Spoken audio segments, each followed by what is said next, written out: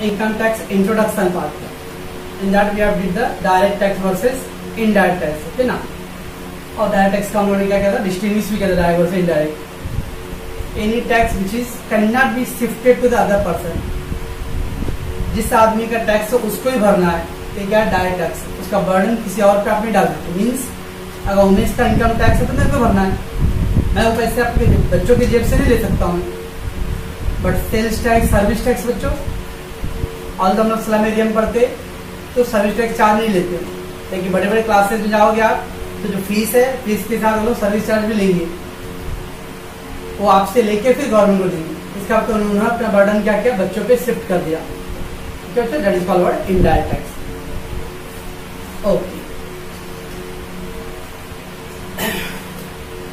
Income tax is paid by the everyone. Actually word है person, every person. Okay. Income tax in India paid by the every person. अब person बच्चों person तो sir आपके दिमाग में Umesh, Ramesh, Ali, Abdul, Akbar. Okay.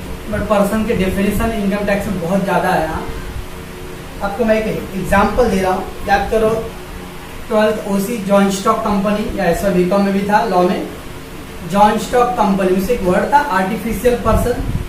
Company is artificial person. Reliance, Tata, Wipro, Satyam, ये जो company का नाम है ऐसा होता है पर्टिकुलर पर्सन का नाम है. नो, ये आर्टिफिशियल पर्सन है जिसको कंपनी लॉ ने क्रिएट किया है. इंसानों ने उसको जन्म नहीं दिया है पर कानून ने उसको रजिस्ट्रेशन कराया, इसलिए दैट इज आर्टिफिशियल पर्सन. तो पर्सन के डेफिनेशन ह्यूज है, देखेंगे हम लोग. फर्स्ट इतना याद रखने हैं, who will pay the tax. Who will pay the tax. The tax is paid by the natural person. What do you mean by natural person. हम और आप इंसान, human being. So all the human beings are able to pay the tax. सोचो natural person. Then company,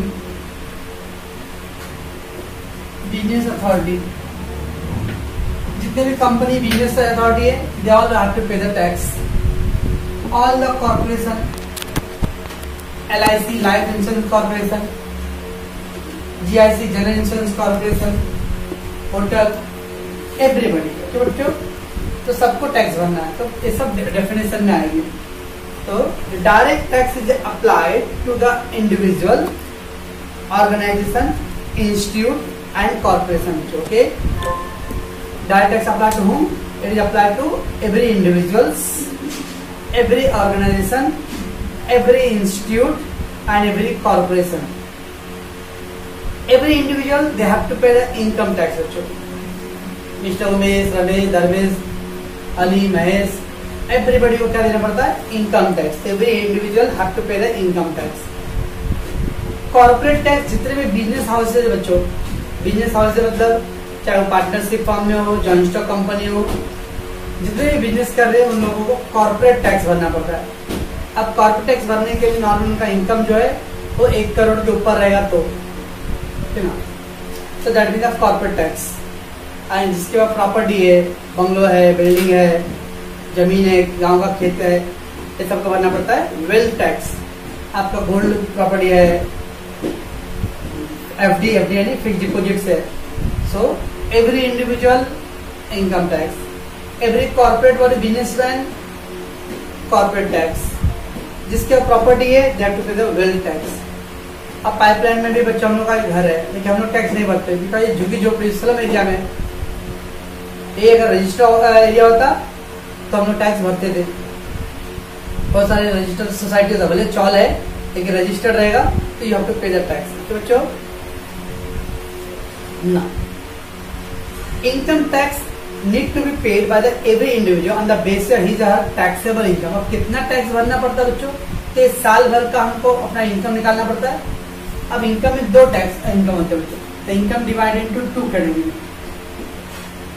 One is a taxable income, another is a exempted income.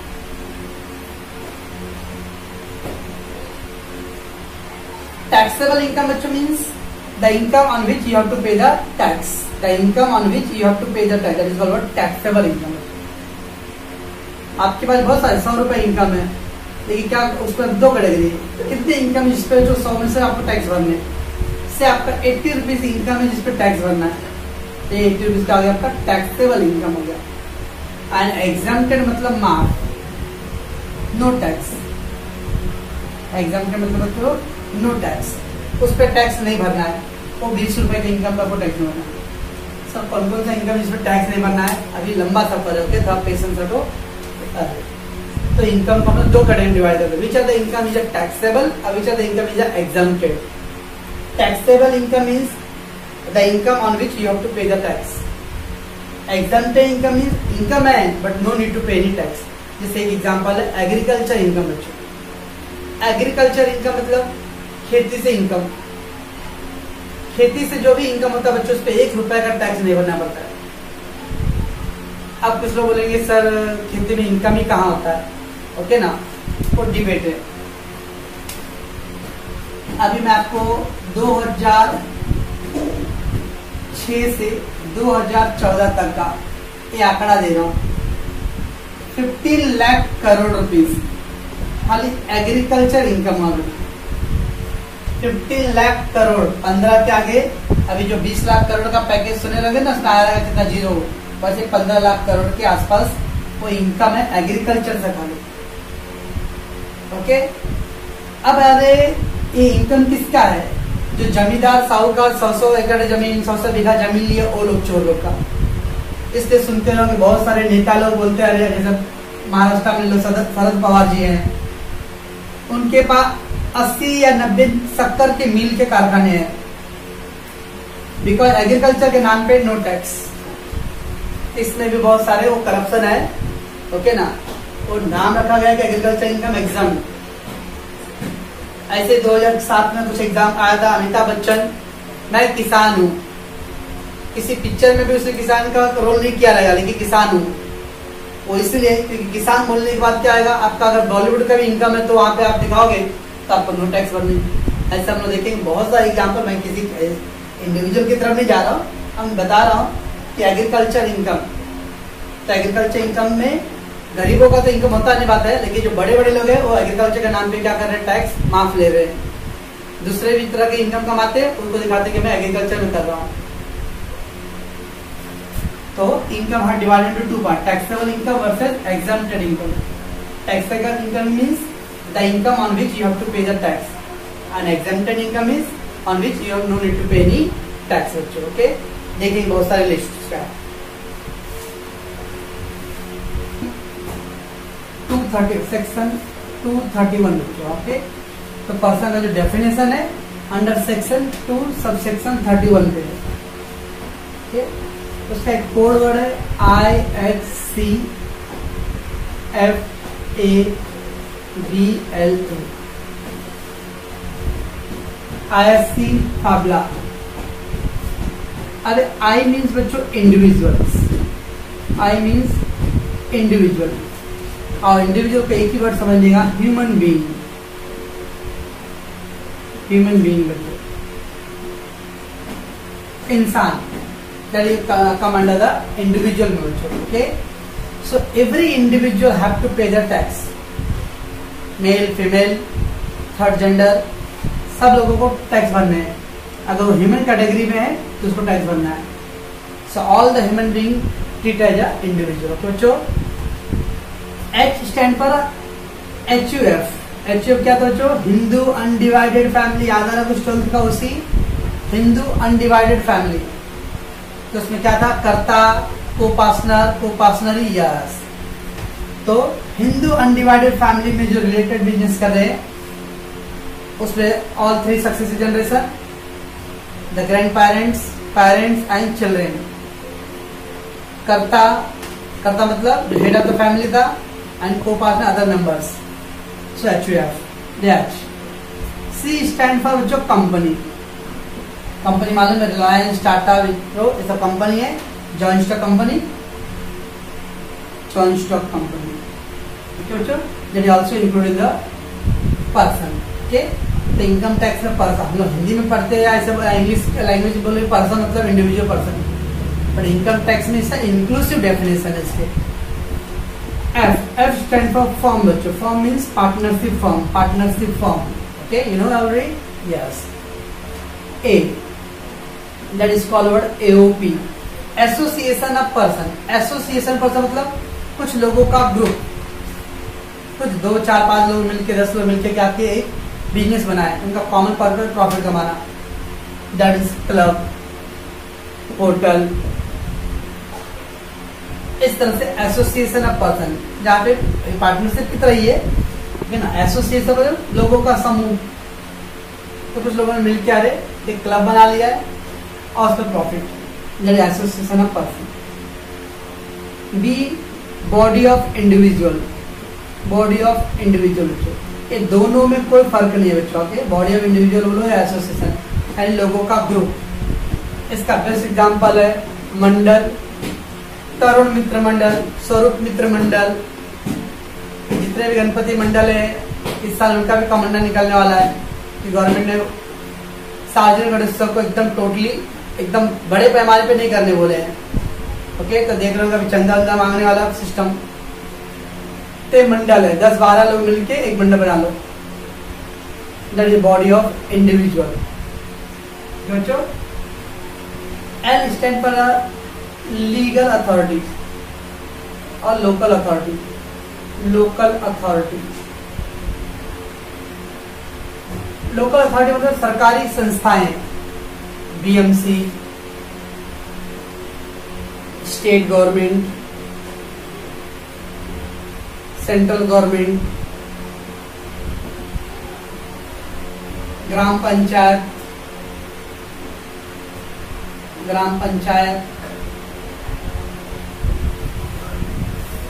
District government. इस सब मतलब local authority. Local authority मतलब any government agency. अब BMC बोला तो उसमें देखो एमएमआरडीए भी है. एमएमआरडीए सुने हो, ये है जो महाराष्ट्र मुंबई में जितने भी रोड का कंस्ट्रक्शन काम है, एमएमआरडीए ये सब. बच्चों एंड ए तो कैसा था वो बताता बच्चों. के हमने कल पढ़ा था कि 1961 में इनकम टैक्स आया बच्चों, ठीक ना. तो उस टाइम आगे भाई हर एक आदमी को टैक्स देना है. आपको मालूम है कि इंडिया में टैक्स बचाने के लिए हम लोग क्या क्या सोचते हैं. तो लोगों ने सोचा भाई आदमी को टैक्स देना है ना. हम लोग आदमी है नहीं, हम लोग हिंदू अनडिवाइडेड फैमिली बना लिए. तो गवर्नमेंट बोला ठीक है भाई आपको भी टैक्स देना है, इसको भी इंक्लूड कर दिया. हिंदू अनडिवाइडेड फैमिली आ गया और भाई आप टैक्स कैसे बचाए, चलो भाई कंपनी खोल देते भाई. तो जब कंपनी खोल दिया भाई तुम टैक्स दो. तो कंपनी वाला बोलता है भाई आपके डेफिनेशन में टैक्स था, आपने बोला इंडिविजुअल को देना है, मैं इंडिविजुअल नहीं हूँ. आपने बोला है हिंदू अनडिवाइडेड फैमिली, लेकिन मैं वो भी नहीं हूँ, इसलिए कंपनी वाला टैक्स नहीं देगा. तो गवर्नमेंट अगली बार क्या किया, कंपनी को भी इसमें पर्सन में इंक्लूड कर दिया. अब 3 लोग टैक्स दे दिए. अब लोग टैक्स बचाने चक्कर में क्या करें, चौथा ऑप्शन सोचना पड़ेगा. तो लोग बोले इंडिविजुअल को नहीं देना है, individual Hindu undivided and company हो गया. तो लोग क्या करते, थोड़ा सा पार्टनरशिप बिजनेस करने लगे, फॉर्म ये भी आ गया. अब क्या बच गया, चलो भाई कोई क्लब खोल देते, कोई इंस्टीट्यूट खोल देते हम लोग. That is association of person. Body of individuals, इसमें बच्चों यूनिवर्सिटी, स्कूल, कॉलेज, हॉस्पिटल है. एंड देन लोकल अथॉरिटी मतलब बीएमसी, स्टेट गवर्नमेंट, ये सब आता है बच्चों. अब ये सब आ गए. इंडिया में टैक्स बचाने के लिए हमारा दिमाग बहुत तेज चलता है. तो सोचने लगे जो हम लोग पढ़ते हैं सीए, चार्टर्ड अकाउंटेंट, तो उसका काम ही है ऐसा कौन सा तरीका अप्लाई कर जिसमें टैक्स बच जाए भाई. तो ऐसा एक कैटेगरी बना जिसमें ये सब न हो. तो क्या करना है, रात को 2 बजे उठेगा और किसी बरगद के पेड़ की इधर एक साई का मूर्ति या कोई मूर्ति रख दो, ओके ना, बस. या कोई चादर से बिछा दो, दरगाह नाम डाल दो बस. और फिर बता दो अरे कि ये ट्रस्ट हो गया, मंदिर, ट्रस्ट, टेम्पल, भगवान का मूर्ति रख दिए. देखते हो अरे शिरडी ट्रस्ट, तिरुपति बालाजी, ये सब ट्रस्ट है बच्चों. That coming to the A. ते मीन्स होता है artificial judicial person. Artificial judicial person बच्चों, यानी वो सब लोग जो ये बाकी की 7 कैटेगरी में इंक्लूड नहीं हुए थे। रेस्ट ऑफ ऑल, अगर किसी ने बोला कि भाई मैं इंडिविजुअल भी नहीं हूँ, Hindu undivided, company, firm, association, person, body and legal authority, all 7 में 1 2 3 7 में इंक्लूड नहीं हूँ, तो गवर्नमेंट ठीक है भाई, आप इस 7 में नहीं आते ना, तो ये लास्ट 8 में आ गए। Artificial person, artificial judicial person.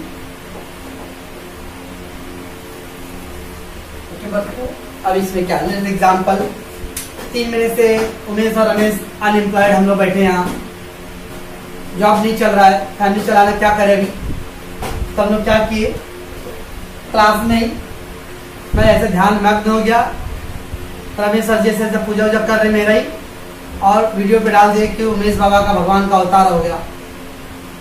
Okay ना, एक दो ऐसा चीज हम लोगों ने सेटिंग किया कि जो मैं जानता हूँ और रमेश सर को ठीक हो गया, भाई आप भगवान, आप तो आपने जो बोला एकदम सही हो गया। इस तरह के इंडिया में जितने भी पाखंड बाबा लोग हैं, ओके, आसाराम बापू 5000 करोड़ का एम्पायर छोड़ के गए हुए, ओके, बाबा राम रहीम, ऐसे कितने बाबा है, नहीं तो कुछ लोग भाई बुरा मानेंगे कि मेरे बाबा को ऐसा बोल रहे हैं। I am just saying that artificial judicial person. अब वो जो बाबा बना के बिजनेस कर रहे, बताओ आप मेरे को, क्या वो इंडिविजुअल में आ रहे हैं? नहीं। क्या वो हिंदू अनडिवाइडेड में है? क्या वो कंपनी को बोलते हैं हम, ना तो कोई क्लब ट्रस्ट बोलते, तो फिर किस में आते हैं फिर वो लोग? Okay, so person include this all things, so that is a definition दिया मैं आपको सीट में। Person include an individual, a Hindu undivided family, a company, a firm, a association of person और a body of individual, legal authority, okay, and every artificial judicial person. Artificial judicial person means वो सारे लोग जो पहले के 7 category में include नहीं है। रेस्ट ऑफ ऑल, अल्टीमेटली सबको टैक्स भरना है, चाहे आप कंपनी नाम पे चला के डालो, संस्कार ट्यूटोरियल डाल के डालो, और कोई बाबा का नाम ले लो, you have to pay the tax. Okay, ये सब का डेफिनेशन था टैक्स। आप इसको रीड करोगे ना तो आपको पूरा जो एग्जाम्पल बोला हूँ इसका ऑलरेडी है। आर्टिफिशियल पर्सन में दिया हुआ पे डाइटी एंड आइडल। क्या होता है डाइटी? किसी बाबा का अवतार लेना, किसी भगवान का अवतार लेना, उसके अंदर भगवान का अंश बसा हुआ है, खुदा का अंश बसा हुआ है, that is called deity. Idol मूर्ति, कोई मूर्ति रात को बिठा दो, उसकी पूजा करो। Corporation establish under the special act, किसी भी एक्ट में कोई corporation, LIC life insurance corporation, university, okay, bar council, bar council मतलब जो डॉक्टर एसोसिएशन होता है, लॉयर होते हैं, उनका जो काउंसिल होता है उसको बार काउंसिल, वो बार नहीं, आप पीने वाला नहीं, ऐसा बच्चा आर्टिफिशियल जुडिशियल पर्सन मानता है। ओके, तो remember the all the things given. तो याद रखना, पर्सन जो हम लोग इंडिविजुअल सोचते हैं, लैंग्वेज की भाषा में पर्सन होता है इंडिविजुअल व्यक्ति। पर्सन मतलब टैक्स के डेफिनेशन में ब्रॉडर टर्म है, क्या क्या इंक्लूड होता है? IHCFABLA। बच्चों, I stand for individual, H stand for human being, C company, F firm, A association person, B body of individual, L legal authority local authority, और A artificial judicial person. Okay, exam में आपको short notes आएगा, right, definition of person. So person under section defined under section 2 subsection 31। Okay, तो person और definition दे देना है। अब बाद में सब में कह के क्या कहना है, एग्जाम्पल बताना है। इंडिविजुअल का human beings, natural person, Hindu actual मतलब हिंदू अनडिवाइडेड फैमिली, तो कर्ता को पार्टनर्स एंड ऑल। बच्चों, there is a list given, आपको पढ़ोगे और डाउट रहा तो सुबह से पढ़ोगे वर्ड, ऐसे मैंने सब बता दिया हूँ। ठीक है बच्चों, ये था पर्सन का डेफिनेशन। ओके बच्चे, कल हम लोग पढ़े थे इनकम टैक्स एक्ट 1961, बराबर बच्चों? याद रखने, हमारे पास हमारे देश में सबसे ऊपर कौन है? पार्लियामेंट, संसद। सुनो बच्चों, संसद। यस, आजकल पिछले 4-5 साल से बच्चे लोग राजनीति में ज्यादा देख रहे सुन रहे, तो संसद। ओके, लोकसभा और राज्यसभा सुने ना? हाँ, तो इंडिया में सबसे ऊपर होता है संसद। उसके बाद आता है सुप्रीम कोर्ट। ठीक है बच्चों, तो जो भी कानून बनता है कहाँ बनता है, संसद में बनता है। तो that means it was pass in September 1961 बच्चों। तो इनकम टैक्स जो एक्ट 1961 बना है वो कभी पास हुआ था पार्लियामेंट के अंदर, सितंबर 1961 में, सितंबर में पास हुआ, बिल पास हो बच्चों। बिल पास होने के बाद उसको प्रैक्टिकल लाइफ में लाने के लिए टाइम लगता है, वो भी इंडिया में तो और ही लगता है। ठीक है, कोई भी रूल बनने के बाद उसको प्रोसीजर लाने के लिए टाइम लगेगा। तो पास in September 1961, come into the operation with effect from 1 April 1962 बच्चों। ऑल तो हम लोग एक्ट 1961 बोलते हैं बच्चों, लेकिन ये कौन से डेट से स्टार्ट हुआ इसका प्रैक्टिकल लाइफ में ऑपरेशन, 1 अप्रैल 1962। तो सर 62 में स्टार्ट हुआ, तो 62 एक्ट बनना चाहिए ना, नो, क्योंकि वो 61 में पास हुआ था, इसलिए उसका नाम पड़ गया 61 में। ओके, सितंबर में पास हुआ और अप्रैल से स्टार्ट कर दिए। ठीक है बच्चों, तो एग्जाम में आएगा income tax act apply from which date, that is 1 April 1962 से। Okay, and that was pass in September 1961। यहाँ पास हुआ था, अब आज इसको प्रैक्टिकली लोगों तक इम्प्लीमेंट करने के लिए 1 अप्रैल 1962 से स्टार्ट हुआ income tax act, and that is extended to whole India. मैंने कल आपको बोला था जो इनकम टैक्स है जो ब्रिटिश लोग के टाइम में, तब उसका बॉम्बे, कोलकाता, मद्रास, बस यही पे लिमिटेड था। बट 1961 के बाद इनकम टैक्स को पूरे इंडिया में कवर कर लिया। इंडिया में जो टेरिटरी है वो सबको काउंट करता है। तो बच्चों, rate of income tax are given in the finance act. 5% tax होगा, 10% टैक्स होगा, कौन सा इनकम पे टैक्स लगेगा नहीं लगेगा, ये सब जो काम होता है बच्चों वो पार्लियामेंट में होता है और हर साल उसको चेंज होते रहता है। Okay, so rate of income tax given in the finance act. उसका एक वर्ड बोलते हैं बच्चों, वित्त विधेयक। वित्त विधेयक, वित्त मतलब बच्चों पैसा, फाइनेंस, विधेयक मतलब कानून, पैसों से जुड़ा हुआ कानून, दैट इज फाइनेंस एक्ट। जो बोलते हैं हम लोग फाइनेंस एक्ट। तो एवरी ईयर पार्लियामेंट में फाइनेंस मिनिस्टर जो होते वो इनकम टैक्स के रेट को चेंज करना हो, कौन से इनकम को टैक्स में डालना है, किस इनकम को टैक्स में से निकालना है, ये सब काम फाइनेंस मिनिस्टर करता है जो बच्चों इन द पार्लियामेंट। ये सब बेसिक नॉलेज था बच्चों। कल आप लोग दोनों वीडियो, जो इंट्रोडक्शन था वो और प्लस ये पर्सन का डेफिनेशन, मैं कल पर्सन का डेफिनेशन पूछूंगा आपसे। हाँ, कैसे पूछूंगा पर्सन का डेफिनेशन, तो दिया हुआ है person include an individual, Hindu undivided family, company, firm, associated person, local authority, artificial person और विच कवर्ड और नॉट, उतना बोलना आपको। एंड फिर एक एक एग्जाम्पल बोलना है। Individual, individual means natural person, HUF Hindu undivided family, all the person, company defined under section 2, firm partnership firm. Okay बच्चों, ऐसे एक एक दो आपको एग्जाम्पल देने, बस खाली एग्जाम्पल। इंडिविजुअल में human being, Hindu undivided family, कर्ता एंड द को-पार्टनर्स, कंपनी, आप कंपनी नाम भी बोलो टाटा तो भी चलेगा मेरे को। ठीक है बच्चों, ये पूरा पर्सन का डेफिनेशन रेडी करना, एग्जाम में 5 मार्क का शॉर्ट नोट्स रहेगा। ठीक है।